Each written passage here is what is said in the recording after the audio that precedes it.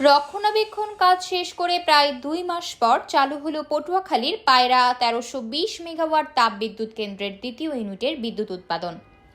সোমবার রাত 9:30টার দিকে এই ইউনিটটির বিদ্যুৎ উৎপাদন শুরু করে কর্তৃপক্ষ। মঙ্গলবার দুপুর 11টায় বিষয়টি নিশ্চিত করেছেন পায়রা তাপবিদ্যুৎ কেন্দ্রের সহকারী ব্যবস্থাপক শাহমনি জিকো। তিনি বলেন, সোমবার রাত 9:30টায় ইউনিটটি থেকে বিদ্যুৎ উৎপাদন শুরু হয়। এর আগে গত বছরের 9 নভেম্বর রক্ষণাবেক্ষণের জন্য দ্বিতীয় ইউনিটের বিদ্যুৎ উৎপাদন কার্যক্রম বন্ধ করে দেওয়া হয়। বর্তমানে এই বিদ্যুৎ কেন্দ্রের 2টি ইউনিট থেকে পুরো 1320 মেগাওয়াট বিদ্যুৎ জাতীয় গ্রিডে সরবরাহ করছে কর্তৃপক্ষ। 2014 সালে কলাপাড়ার পায়রা 1320 মেগাওয়াট তাপবিদ্যুৎ কেন্দ্র নির্মাণের জন্য বাংলাদেশ ও চীনের যৌথ মালিকানায় প্রতিষ্ঠা করা হয় বাংলাদেশ চায়না পাওয়ার কোম্পানি লিমিটেড BCPCL।